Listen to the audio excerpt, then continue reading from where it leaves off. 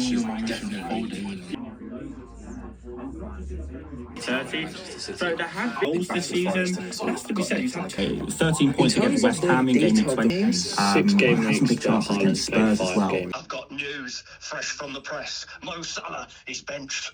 I need you to close that 14.7 million deal. Get Haaland in the team now.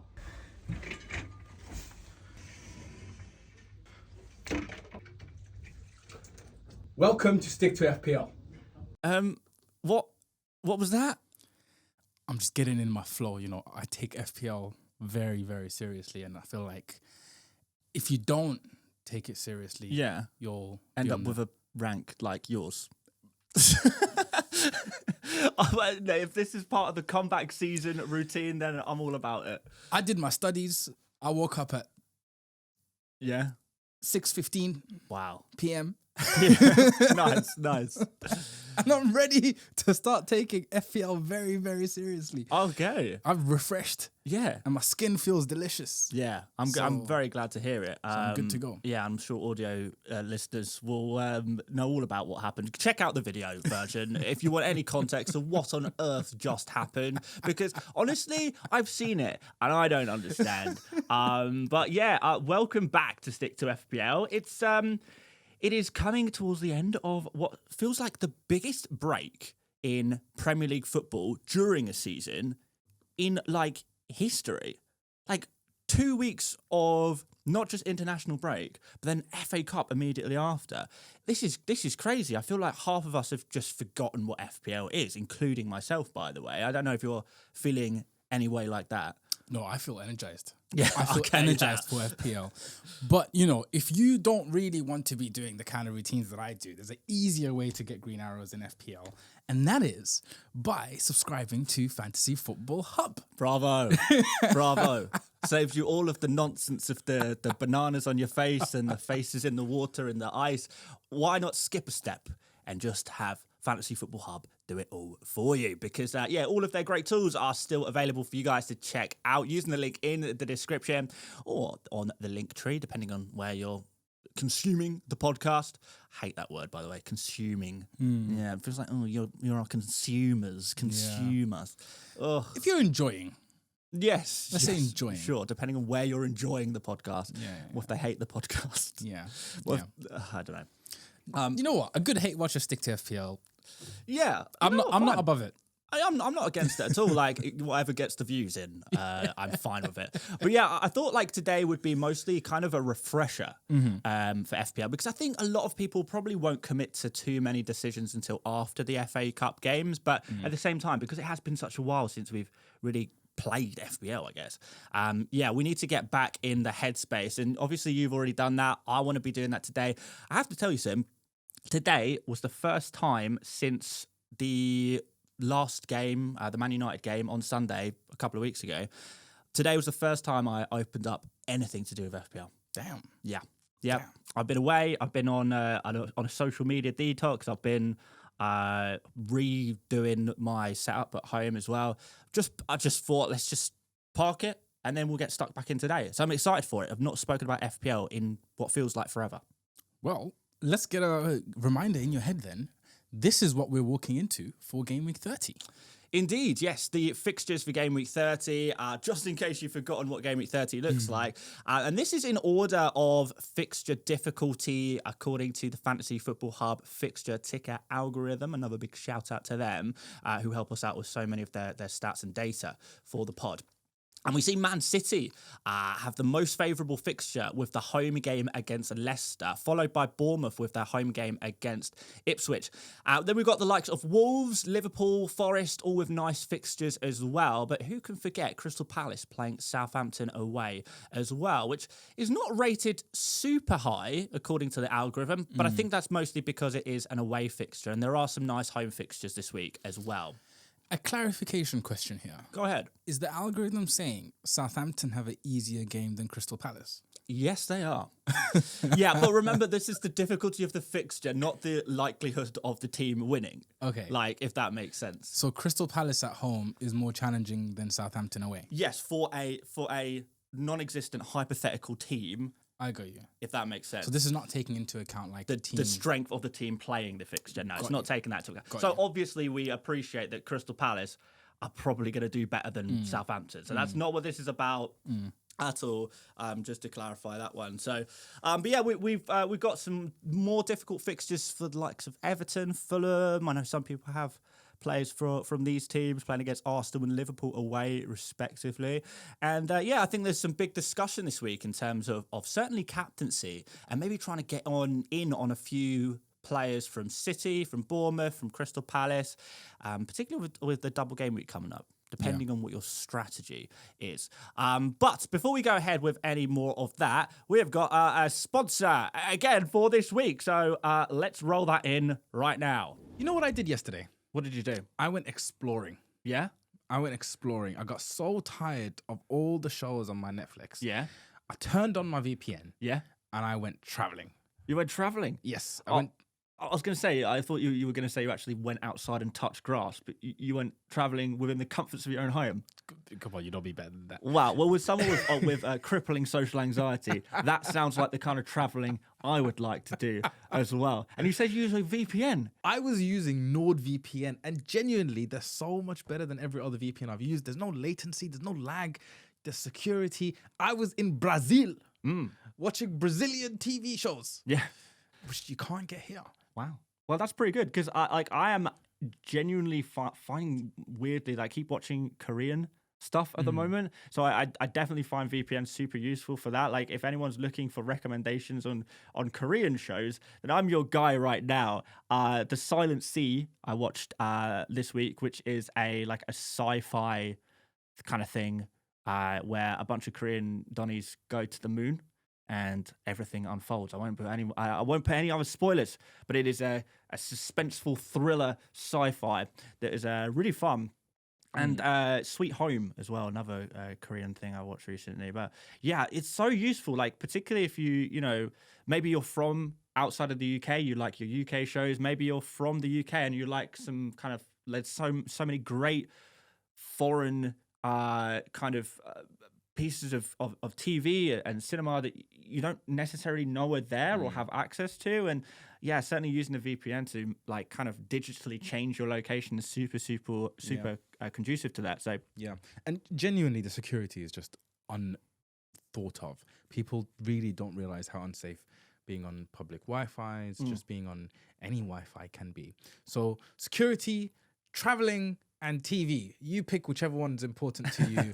30-day money-back guarantee if you check them out through our link, nordvpn.com/stick2fpl. You'll find it in the description. Any other cool perks that NordVPN are going to be offering our subscribers? Well, if you've got just one account of NordVPN, you can use it on 10 different devices, which is super handy. Like if you've got you and like some family members want to go all in on a VPN subscription, VPN for Christmas, VPN for birthdays, who cares? Share the joy. Share the joy. But yeah, I use VPN all the time. And like particularly if I'm trying to watch foreign shows, which I do all the time because there's some great stuff out there. And yeah, public Wi-Fi is huge. Like if you've got something to lose, you don't want to have your data kind of exposed by the guy sitting opposite you at McDonald's. Yeah. So yeah, that is why it's so important. But yeah, guys, check it out. Link in the description, Linktree. And you can get the great deal. There you go. 30-day money-back guarantee, 4-month extra for free, and 10 devices for one. nordvpn.com/stick2fpl. Your home for VPNs. Ooh, excellent stuff. Right, let's get back into it. And we've got a double game week on the horizon. Obviously, a blank game week is ahead of us, but a big double game week is still on the horizon. This is being recorded pre-FA Cup. Yes. So we can only talk about projections at the moment. Yeah, that's right. When the FA Cup fixtures occur, people can obviously start making their own decisions based on what they see. But let's take a quick gander at what the bookies think. And this is the likelihood of reaching the semi-final. Essentially, the team most likely to win between the 8 teams that are in the FA Cup at the moment. Indeed. 7 of them being Premier League teams. So Man City had the second highest odds, 68% likely to go through. I don't think that's quite fair, in all honesty. Bournemouth probably can put a good showing together. Yeah, So and Bournemouth are at home as well, but Yeah. you know the bookmakers make the odds, and they're always going to favour the big team, aren't they? Yeah. So Yeah. you can kind of understand it, but yeah, I think it probably is more likely that Man City go through. But to be fair, 32% chance for Bournemouth. That is still very possible for them to go through. Yeah. Similar figures favouring favouring Brighton against Forest. Again, one that I probably would question. I think Brighton's home form over the last sort of month or two is probably pushing this quite a lot. But I do think Forest can get something there. Yep. Fulham, Crystal Palace, basically 50-50. It's a real toss-up, and I think perhaps if Crystal Palace were the home team, we might be looking at this a bit differently. But of course, Fulham just putting up a good performance and beating Spurs. But of course, Crystal Palace, a very good team as well, so very, very difficult to call this one. Two good teams in the Premier League, and a bit of a coin flip there. Yeah. That one specifically has a lot of repercussions as well, doesn't it? It has a huge, huge amount of repercussions, and honestly, the result of that game basically will dictate my chip strategy. Because, of course, if Crystal Palace win, then it's very likely that they will have a double-double. So they'll double in 32 and then 33 again after that. Pretty likely that will happen. But if Fulham win, then Crystal Palace and Newcastle will have a double game week in 32, but both of them will have single game weeks in game week 33. And for Crystal Palace in particular, that single game week in game week 33 will be against Bournemouth. So not even a particularly good fixture there either. So that's going to massively change when you want your Crystal Palace players, because honestly, the game week 30 fixture is great against Southampton, as we know. 31's against Brighton, so you know that's okay. Their 32 double is against Man City and Newcastle, both away, but it is a double game week at least. But after that, Bournemouth, Arsenal, Forest, all back to back to back. It's really going to be a situation where maybe free hitting in game week 32 or 33, or 34. You might change your mind on what you want to do there. Lots of ifs at the moment. I know. The final fixture there, of course, is Preston North End, 14%, Aston Villa, 86% chance there as well. So, yeah, those are the odds as of Wednesday. It's pretty interesting. Awesome. Quick reminder also, I mean, we're probably going to get to it here, actually. But the likes of Aston Villa and Man City have linked percentages of playing because of the fact that they are going to play each other. Yes, so only one team needs to go through in order to create that create that blank game week 34. Yeah. And probably double game week 33, but we don't know for sure. Yeah. So essentially, the teams in jeopardy, or not, I use jeopardy incorrectly there, but the teams with consideration here for possible doubles are going to be West Ham, Brighton, Southampton, Fulham. And then the likes of Crystal Palace, Arsenal, Forest, Brentford and United and Bournemouth are Zaga. Yeah, so of course, these are all of the teams who, and their chances of them qualifying or their opponent qualifying in Aston Villa and Man City's case, and their opponents of Game Week 34 as well, will obviously have their chances of the Game Week 34 blank linked to their opposition. So that's why we see the likes of Arsenal come in, and Brentford there, and West Ham, teams that aren't in the FA Cup, but still, because they are due to play an FA Cup team in Game Week 34, potentially, that they are tied, that they are linked there, and therefore also will be blanking. So just for some clarity there, which means the likes of Man United are in there as well. We've got a lot of people, Man United fans, as we know, in the FPL community, could be getting blanks, and if you're getting blanks, you're getting doubles. But yeah, this is it. Aston Villa and Man City, by far the most likely teams to blank in Game Week 34, followed by Brighton and West Ham at about 64%. So, 2 in 3 chance of that happening. Aston Villa and Man City, by the way, almost locked in at this point. One of Aston Villa or Man City will win in the FA Cup, we kind of think. Fulham, Southampton, after that, 59%. Arsenal, Crystal Palace, 41%. Brentford, Forest, 36%. Bournemouth, Man United, 32%, and every other team is guaranteed a fixture in Game Week 34. The one final caveat on this is that there is a chance that teams who are not in the Champions League, so the likes of, Arsenal aren't going to be eligible for this, for example. Arsenal and Crystal Palace won't be eligible for this. But teams could technically have their fixtures remain in game week 34, but just push back a few days. That is a possibility as well. It's crazy at this point because the Premier League has been doing an absolute madness this season, which has made it really, really difficult to predict what's going to happen. Whereas previous years, it was so easy. Don't write anything off. Teams may have their fixture moved from the weekend of Game Week 34, but it could end up in the midweek of Game Week 34. We think the majority of fixtures will move to Game Week 33, but technically there's nothing stopping them from going into Game Week 32 or Game Week 35 or Game Week 36 is possible as well, but less likely. It's crazy. It's crazy out here. So we are going to go into the sort of the repercussion of that possibility in a minute. Just before we do that, a quick reminder on the two key chip strategies. Yeah. Obviously, this is assuming that you haven't free hit. If you have free hit in Game Week 29, then you're likely going to have to wildcard in Game Week 34. Yep. But essentially, strategy 1 and 2 rely on a wildcard either Game Week 30 or Game Week 31. Strategy 1 is a bench boost in 33 with a free hit in 34, a bit more of a defensive strategy.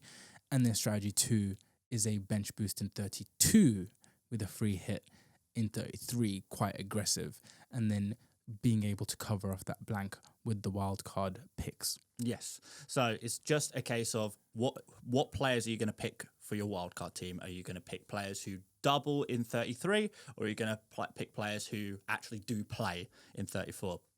And I think a lot of that will be down to Crystal Palace for me. So what's going to catch a lot of people out is whether or not you should wildcard in 30 or 31. And for me, the big piece of information is the confirmation of those fixtures going into 33 or 32 or 35 or wherever. We don't know. Or 42 for all they care about. You know what I mean? Game week 125. Why not?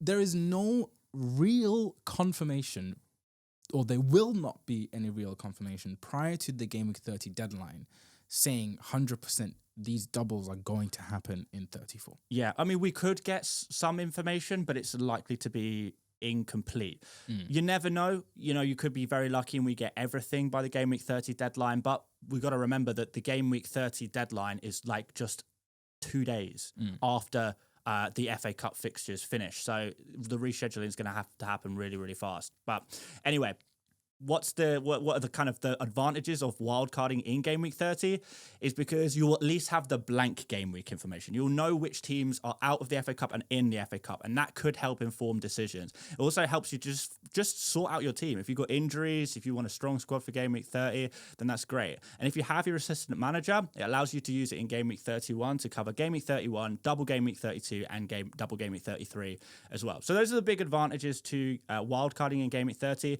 but it relies on getting at least some double game week information before the deadline. And if we don't get that rescheduling information, or if there's anything unexpected that happens after you've wildcarded, then it actually could totally screw your plans. Why don't you take us through the advantages to wildcarding in Game Week 31? You'll know. You know everything. That's it. Probably. You'll know most likely for sure 90%. Most of the time. Yeah. You'll know stuff. That's it. I think that's the key one, really. What's probably going to be a challenge for people is a lot of people are going to be asking, if you sold Mo Salah in Game Week 29, do you have to wildcard in Game Week 30? And my view on that is no. I think if you are without Salah, you most likely picked up Haaland. If you didn't, then... If you have neither, then probably... why did you even sell Salah, really? Yeah. What did you need the money for? Bought Cole Palmer. Yeah. But yeah, if you have sold Salah and own Haaland, I'm still of the view that you should probably go with it for the Game Week 30. Yeah. Because Haaland has a really good fixture, Leicester at home. We obviously know that that's rated the easiest fixture. Liverpool are going to be playing Everton at home. with a little bit of weird stuff happening in the press at the moment for Liverpool, Yeah. Mo Salah not having a really good Champions League and then League Cup final. We had a bad game in game week 28 when he last played in the Premier League as well, but Yeah. ended up picking points up as he does. Of course. But I don't think he played particularly well in that game. Maybe very unfortunate with the penalties and stuff. Yeah. So for me, I always say this probably works about 3 out of 10 times, but this is an opportunity to go against. 100%. You know what I mean? So I think if you've got Haaland and you're comfortable with the rest of your team, I would not be against a gamble here. For sure. But outside of that, there's no other really strong sort of reasons to wildcard in Game Week 31, I don't think. But the info is a big reason. Yeah, and I think that's just everything. And if your team, the only really real reason I can see as why you would wildcard in Game Week 30 is if your team is just in tatters right now. And I don't mean, you've got Chris Wood, because he's probably going to be fine. I don't mean if you've got Cole Palmer, because he's probably going to be fine. But if you maybe got both of those and Lewis Hall and Trent Alexander-Arnold and, you've got, a 4 million guy on your bench and you've got Fulham players against Arsenal, Everton players against Liverpool, etc., etc., etc., and actually your team does look very bad for Game Week 30, then maybe the points you will gain in Game Week 30 by wildcarding will outweigh the information that you might be sacrificing. So there's definitely some people who it will suit Game Week 30 for a wild card. It might be a lot of people out there who it suits. But certainly, first of all, if you free hitted in Game Week 29, do not wildcard now. If you see content creators wildcarding in Game Week 30, but you've just free hitted, do not follow that pathway because you will screw yourself over for later. But I think ideally... Listen, nothing a minus 32 can't fix. You know what I mean? True. You'll be all right. That's basically a wild card anyway. But yeah, I think for everyone, ideally, you wait for information. And if we get the information by the Game Week 30 deadline, which is still possible, then yeah, fair enough. Go for it if you want to. I think ideally we wait for Game Week 31. If there's no info by Game Week 31 or limited, You could just go do it. I'm not totally against the Game Week 32 wildcard, but it does limit your options a little bit. You're gambling more. against... If you don't have Mo, you can't do it. Oh, if you don't have Mo Salah, no, Yeah, you can't wait that long without him, Yeah. I don't think. Yeah. Right, here. Let's take a look at our boys over at Crystal Palace, who have a cheeky Southampton fixture coming up. Some really interesting options here. This is their XGI over the last 6 game weeks per start. Top of the list is Mateta, who obviously didn't start all 6 games. He only made 4 appearances in the last 6. Is that right? Yeah. There was a blank game week in that yeah. period for Crystal Palace So as well. he missed 1 game, and that was due to the concussion because he got booted in the face. He did. But he is still the best Crystal Palace option. I think probably, yeah. And it looks like he is going to be fully available to play against Southampton this week. So, if you are not planning a wild card soon, you want to get a Crystal Palace player in immediately for Southampton and again for the double game week, then I think Mateta is probably top of your shopping list. If you're wild carding in game week 31 anyway, and you would be bringing in Mateta in game week 31 anyway, do you get him for 30? Yeah. You do. If you're going to bring him in anyway and you've got the luxury to do it, it's a great fixture. Not worth rolling the transfer. For what? I guess it depends who you've got what your strikers are. Yeah. Like if your forward line looks good, then do you really need If you got to use a transfer? if you got like Isaac, Haaland, and I don't know what Wood's fixture is this week. Wood is playing Manchester United. Yeah, I'd probably keep, to be honest. Yeah. Yeah, and I think Isaac, Haaland, and Wood is probably a very common front 3 at the moment. Yeah. What about shout out Wissa? Come on, against Newcastle. I'd back him. Newcastle not looking great defensively. I would probably punt it. If I had a Wissa, I'd punt it. You punt to Mateta? Yeah. No, man. Yeah. No way. Wissa's the man. He's the Don at the moment. It's Newcastle away. I know Brentford have been better away from home recently, but I don't see him scoring more than 1. I could see Mateta smashing in 3. What, getting, like a big 15, 20 point haul? Yeah. Done it before. Yeah. Done it before. I'd be very tempted. I'd be very tempted. I remember an insane Mateta haul towards the tail end of last season. Yeah, I remember. During a double game week where he must have scored 10 goals that week. It was crazy. He must have had, one of my friends captain. I think he got like 60 something points off the captaincy. Crazy. Bizarre. But yeah, I think essentially that's number one. If you can get to him, I'd be keen. But for a lot of people, they'd be forcing it. Yeah. If you've got a forward that you're happy to sacrifice, then why not? Why not? Ismaila Sarr.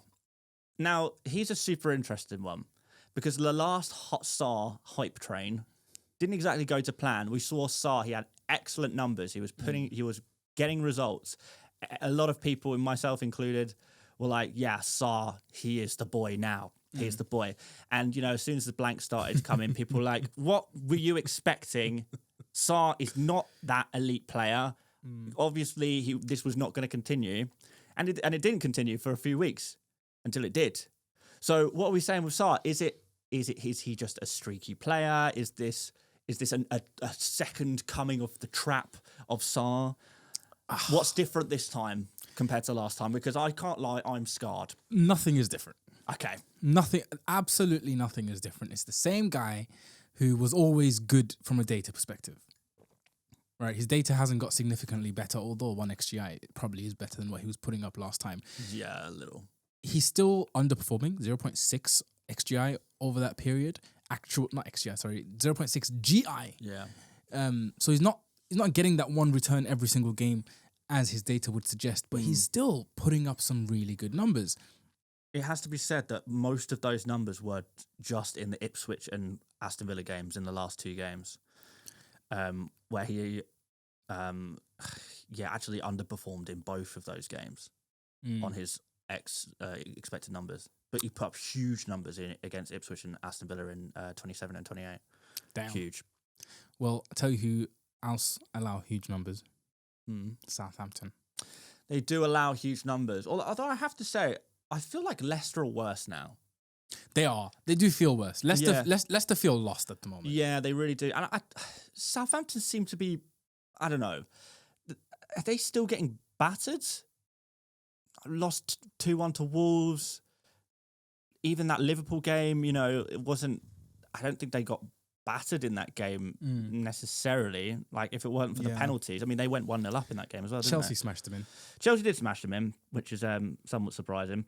Unfortunate for Palmer captains. Yeah, so did Brighton. So did Bournemouth. You know what? Yeah, everyone smashes Southampton. Yeah, I take it all back. No, they've had a couple of recent more energetic tougher performances. Yeah. But I would still back them to concede quite a few. For me, Sarr is more of a wildcard pick. Really? Yeah. See, I think I disagree with that.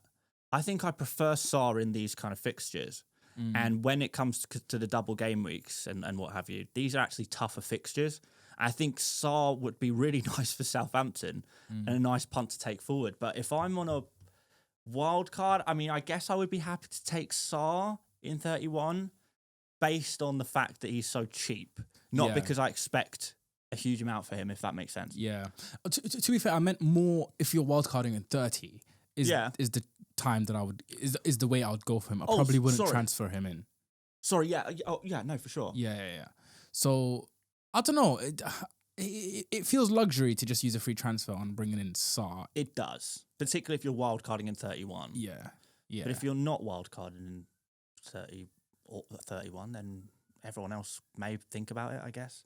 Depends who you have. Who are you selling? If you've got Bournemouth midfielders, those are you probably think those Bournemouth midfielders are the natural players to sell for Crystal Palace, a player, but you don't sell them this week when Bournemouth play Ipswich. Dango owners, that works. Yeah, if you're a Dango owner, you need an extra body in there. Sarr is the natural replacement for sure. Yeah. Similar price tag, guaranteed those minutes. It looks good. Awesome. Let's move on. Oh, wait, before we do, any love for Eberechi Eze? Completely forgot about Munoz too. Yeah. Eberechi Eze, no. Although I watched him live on Monday, saw him come on for England. Yeah. Absolutely brilliant. He's a good player. He's a good baller. But is he FPL material right now? Recently, he just hasn't been, has he? It doesn't feel like something it. has looked wrong Yeah. for Eze recently. He hasn't been putting up much data, but he never put up crazy data. But No, but he used to kind of, there'd be free kicks and there would be these long shots that he'd be doing and they'd all be flying in the back of the net and he'd go on these crazy forms, put up these crazy FPL scores. And it's not really been happening recently for him. yeah.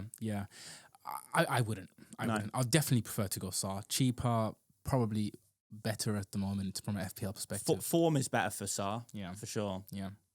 And Munoz obviously being the last serious option as well. Well, Easy unless buy? you want to go super cheap. Would I buy Munoz? If I'm on a wild card or if I'm not wildcarding in... If I'm wildcarding in 31, no, I don't think I'd buy him. It seems luxury to spend a defender on a transfer on a defender when you're about to wildcard. But if you're on a wildcard now, or you're not wildcarding until 34, then he'd be the exact kind of defender. Natural Robinson or Castagna replacement, perhaps. Trent Alexander-Arnold replacement if you've still got Trent. Mikalenko. Yeah, Mikalenko, great shout. Yeah, if you've got these kind of guys, you've got a transfer to use, which, I mean, to be fair, most people only have one free transfer at this point, I think. Other than free hitters, Gameweek 29, 3 free hitters. That's... But they need all the transfers they can get. Yeah, perhaps, to navigate this period. But yeah, I think that's the kind of transfer I'd be making, yeah. Okay, should we move on? Yes. Who have we got next? Newcastle. Because Newcastle players, of course, also double fairly soon. Bournemouth at home next. I don't think that is as good of a fixture as it perhaps once was. But Game Week 31, they have Leicester, and then the double against Man United and Crystal Palace at home in 32. Even 33, Aston Villa away, 34, Ipswich at home. There's no doubt that we will be looking to get Newcastle players very, very soon. But outside of Isak, I don't really know where I'm looking here. Let's talk about the attackers first of all, and then I'll talk about the defenders a bit. What's your thoughts on the Newcastle attackers outside of the super obvious Isak? Well, Gordon has a big old X on his name, and that's because he picked up an issue during the international break. I thought it was because he's suspended. Is he suspended? Yeah, he is suspended. He's suspended for Game Week 31. Sorry, for Game Week 30. He'll be back in Game Week 31. Okay, I missed that. I knew he picked up an issue though because he left the England camp. Oh, right. So, okay. Well, I didn't know that, but I've been the social media detox, of course. I didn't know that he was suspended. Yeah. So, either way, whether by injury or by suspension, he won't be playing. Not going to be playing in Game Week 30. That we do know. Yeah. So, I mean, Barnes could be interesting. I know there's only one appearance here, so this data isn't real data. But could Barnes be an option if Gordon's not playing? Yeah, I mean... Is that a fun pick for someone? One game week though? Then after that, what happens? Does Murphy come in? If Gordon's actually injured, if Gordon is actually injured and say it is a serious injury, then Barnes for a couple of game weeks up until game week 32. I have a lot of time for Harvey Barnes as an FPL pick. He has served me very well in the past. He's a good man. So I would be more that if there was a Gordon injury, I wouldn't even think about it. Barnes would be straight in. Yeah. But yeah, it seems a bit punty at this point. Yeah. Jacob Murphy, more likely to maintain his place in the longer term for Newcastle. Not for me. No. I've just never liked the Murphy pick ever. Cheap though. Saar is cheap. Yeah, but Murphy is cheaper. But yeah, if you've got like a Murphy and a Saar in your team, that could facilitate a team with like Haaland, Salah, and Palmer in, maybe even more. Gavardio or whatever. Yeah. It's interesting, but it's not for me. Okay. It's not for me. And I think realistically, outside of the front three, there's not really any other options, in my opinion. It's unfortunate that Gordon's going to be missing because he is the key option outside of Isak. Do you think so? For me, there's not really any other attackers. Yeah. I just feel for the price you pay for Gordon, I don't think you get...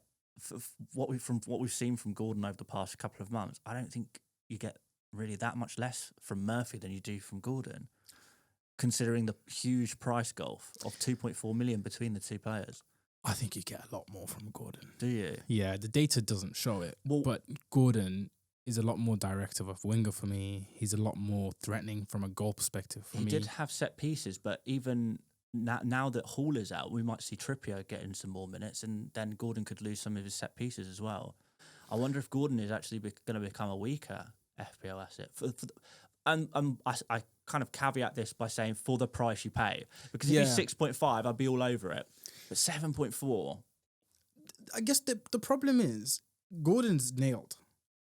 yeah, when fit, he's So nailed, that's yeah. kind of what you're buying as well, right? Mhm. Murphy could be rotated with Barnes. Yeah, So if Gordon is playing Game Week 32, I would prefer to have him for that security as well. yeah.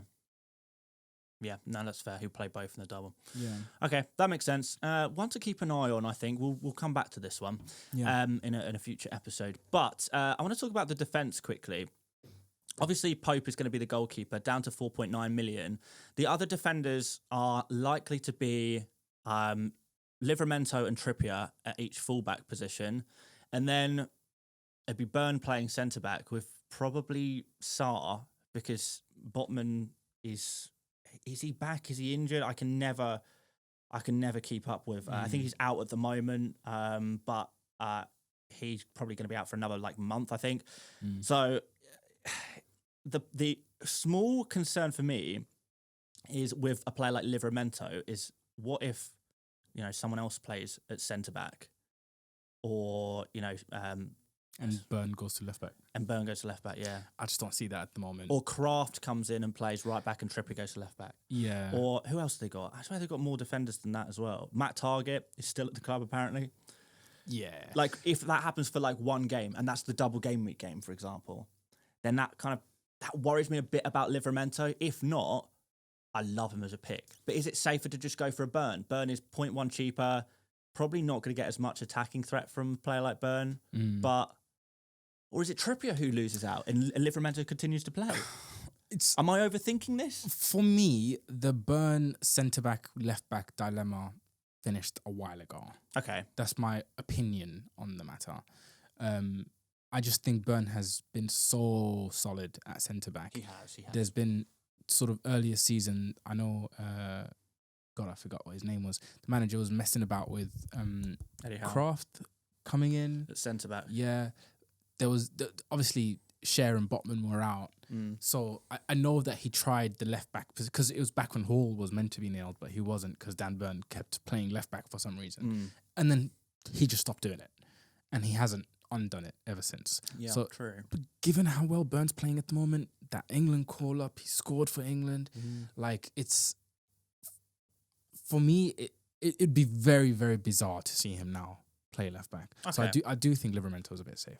Well, in that case, I think if that were the case, and if you are someone who feels that you have confidence in Livramento, I would say that he's probably the best defensive pick from Newcastle. But if you do want to play ultra safe, then you probably go for Byrne, right?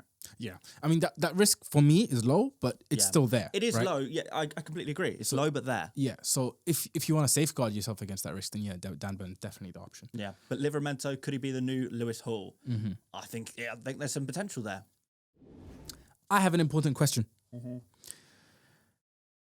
There is a certain team who have been very reliable in helping us throughout this whole season.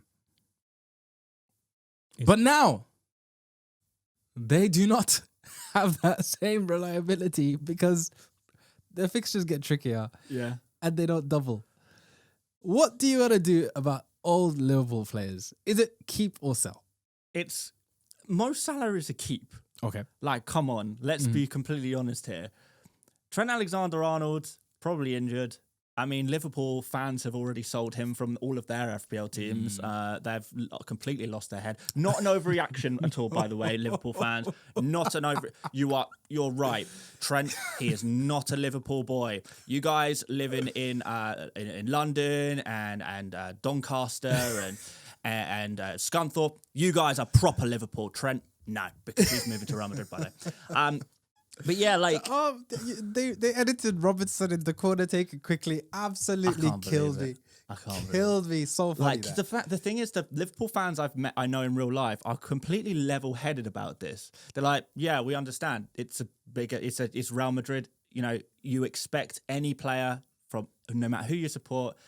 Real Madrid and Barcelona are the two teams. Maybe Manchester United back in the day, maybe used to be one, but maybe not so much now. But there are certain teams in any era of football where if they come knocking, your player is going to go to that team, and you just have to accept that as part of football. But apparently, Liverpool fans are above this. They've obviously invented their youth players leaving for bigger teams. I think the frustration was obviously the fact that he's going for free, which like I hear because when Dembele left Barca in the summer, not last summer, the summer before, he left for 55 million, and we had bought him for something stupid. Like 180 or something ridiculous. Yeah, I remember. And it was the manner in which he left, having been absolutely backed by the fans for ages, having like been, he was just poor throughout the whole time he was at Barca. That I was fuming. I was fuming. So I get the anger, but for me the difference was Dembele didn't do good things for the club. No. Trent has given everything and won everything for the club.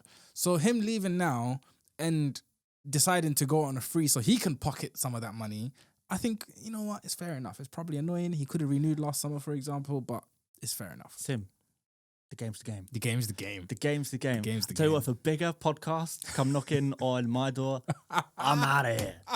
I'm going. I have no loyalty whatsoever. That is good I to want to know. win awards. That is good and to that know. ain't ever going to happen here.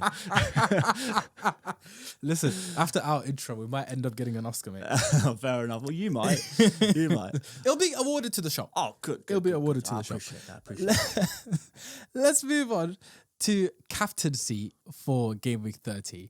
A bit of a tricky one. The hub algorithm says it's not that tricky and you should be going for Mo Salah. Yeah. What do you think? I mean, it's kind of tight. The hub algorithm is saying 8.4 predicted points for Salah and 8 predicted points for Haaland. It is tight between these two guys. I think it's got to be a case of risk management. As always, as we've seen all season, Salah is going to be captained by the vast majority of FPL managers. But if you do want to take a bit of a risk, you're not quite happy with the rank you have right now, where you are in your mini leagues, then I think this is a fantastic opportunity to bet against the crowd from a Haaland who has a phenomenal fixture against Leicester. And a Haaland, might I add, who has not been in bad form by any stretch of the imagination. If Salah didn't exist this season, we'd probably all be saying that Haaland has actually had quite a good season. And FPL aside, if we're not looking at that 15 million price tag and then looking at Salah's points, again, we're probably saying Haaland, pretty good. So I think people are naturally negative about Haaland because of the way we view football from an FPL perspective for many of us. Actually, he's a great player still, a great striker, and he has the vastly superior fixture against Leicester at home. What about you? What do you think? I am in a similar camp. Obviously, it's the risk appetite here again. For me, it's Leicester. You got to back it. And also, depending on your rank, you got to punt it, right? The same way that I punted Palmer against Salah. Sometimes it doesn't work, sometimes it does. This season, Palmer's just never worked. But there are opportunities where you can gamble against. And I think this is one of them. Merseyside derby can be unpredictable. Salah did the damage against them when it was away from home, I do recall. Yeah. But it was a 2-2 game. So despite Salah hauling, it wasn't an easy fixture for Liverpool. So I do think there's some scope here. And there's a bit of a cloud over Liverpool at the moment. This might be sort of... It's like Man City winning the Premier League last season. They kind of wimped over the finish line, having sort of messed up everywhere else. Yeah. And it didn't feel like a successful season, despite obviously winning the Premier League. And I'm sure there's no Liverpool fan who's going to be like, oh, this is not a successful season. But from a month ago, what could have been, to where they are now, it feels like a real sort of letdown where they find themselves. And I wonder what kind of psychological impact that will have. That's a really good point. Oh, well said. Thank you. Well bloody said. Yeah, I mean, look, we are probably at this point trying to create agendas either way, but I do think it is important that we do look at all of the finer points here, and then you kind of ascertain what argument do you think is stronger. Do you think Salah is Salah? Which, by the way, is a fantastic argument and it's not really gone wrong at all this season. That Hasn't argument let you down at has all been this season. bulletproof this season. Strongest argument all year. Yeah, but if we are looking for opportunities between now and the end of the season, like this is the time of the season. If you are not winning your mini leagues right now, by doing things like captaining Salah every week and just bringing in the most popular guy each week, that is not going to catch you up with whoever is first in your mini league. That's not going to happen. You're going to have to take some risk. You're going to have to get a little uncomfy from time to time. I think this is one of those time to times. So yeah, for me, I'm not really happy with where I am. I'm happy to take a risk on someone like Haaland this week, despite owning Salah. But for other people, it might just come down to who do you have? If you only have one of them, you pick that one. Is there realistically anyone else you'd be interested in? I guess Isak can get a look in, but it's not the kind of week to do it. No, it's not compelling enough. Yeah. We do have other players like Bournemouth have a good fixture, Crystal Palace have a good fixture, but again, probably not any real captainable assets there in comparison to Salah and Haaland. Mateta for a bit of a punt. Imagine if you're way down 2 million somewhere. I mean, I think Haaland does exactly the same thing. Yeah. I think Haaland has a better fixture. It's home. I think Leicester are worse than Southampton. Haaland is the better player. Haaland is guaranteed on penalties as well. Plays for the better team that will create more chances for him. Yeah, I don't really see the benefit of going for Mateta over Haaland in a week like this, assuming you have both anyway. Yeah. Fair enough. I think we are on the same page. Cool. Let's move on to Differential of the Week. Ding, ding, ding, ding, ding. Gameweek 29, I won, but we both lost. Really, let's be honest. Yeah, I picked the wrong Nottingham Forest midfielder with Hudson-Odoi. All of the other guys got returns, particularly Elanga, who, to be fair, I was pretty...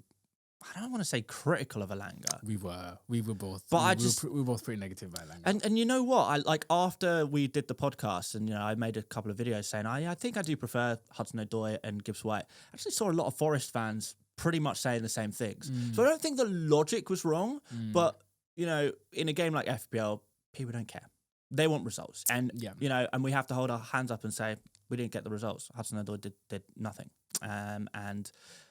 Evan Nilsson didn't do much more. He did less, in fact. Yeah, in terms of points, yeah, but I think in terms of who was more unfortunate not to get points, Hudson-Odoi didn't actually do that much in the game, maybe created a little bit. Evan Nilsson, I thought, actually had a really good game, and I think was super unlucky not to get something from that game. So if we look at the actual what happened on the football pitch, I think you were certainly dealt a rougher hand than me in last week's Differential of the Week. Yeah. Story of the season for me. Let's go to... Do yours first, by the way, your Differential of the Week. Okay, so Differential of the Week. So boring. Both of us. You've gone boring. I've got boring. I'm trying to get 30 points in the next 10 game weeks. Not even 10 game weeks, 9 game weeks. I've got blanks in there as well. I've gone for Ismail Assar, 4.4%, 5.6 million midfielder, playing Southampton on super form. Bring home the Poinken. There is no way he is under 5% owned by deadline. There is not a chance. He is going to be, particularly when the wild cards come out, he is going to be like 15% owned. So he's not, that barely counts as a differential. You have picked players that were 5.0 on the Monday with a Saturday deadline. Okay. That's fair. Not having it. Not having it. It's 4.4%. You're well in the range. I think he's a solid option. Yeah. The moment I considered Differential of the Week, this was the guy I was thinking about. It's a very good. I think no one's going to disagree with you here. It's a good pick. Right, let's see who you've gone for.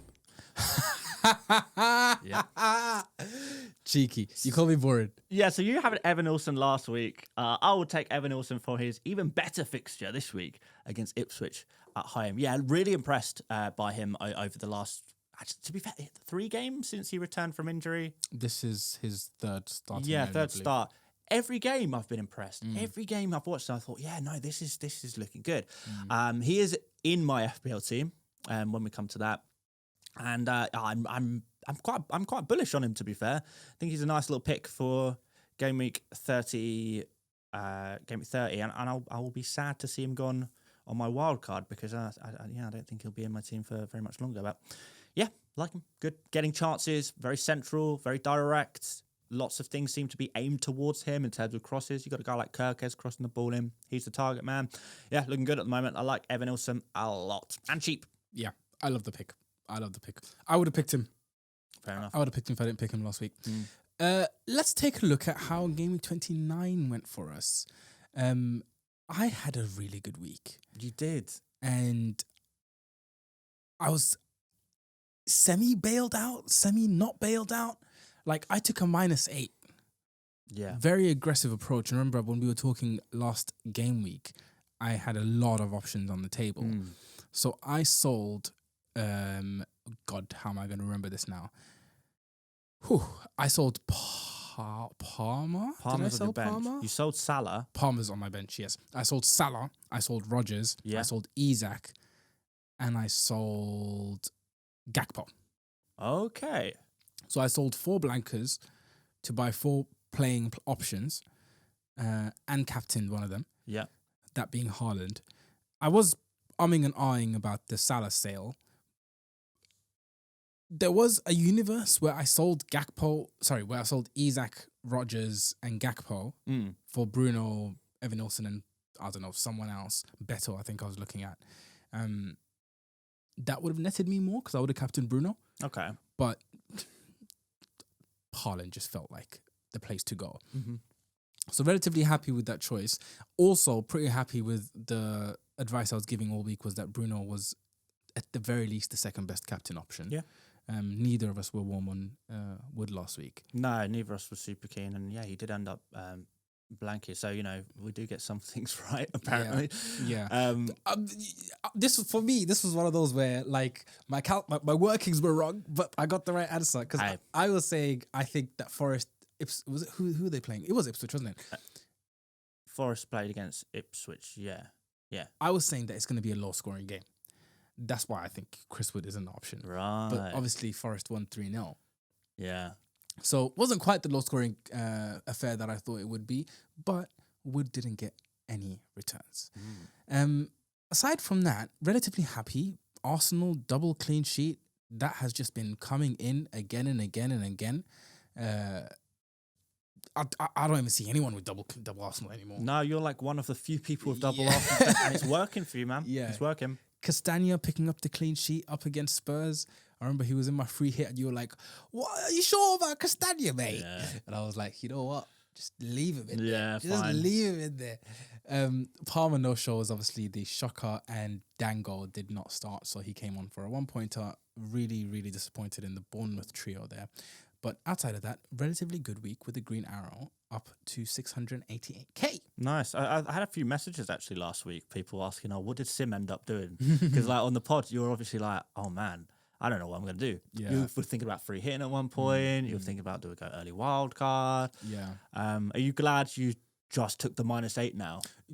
If I free hit, I would have been in trouble. Yeah.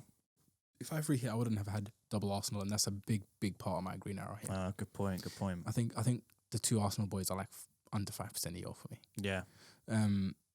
If I didn't have that, I would have had a pretty similar team to this without Castagna and without the Arsenal boys.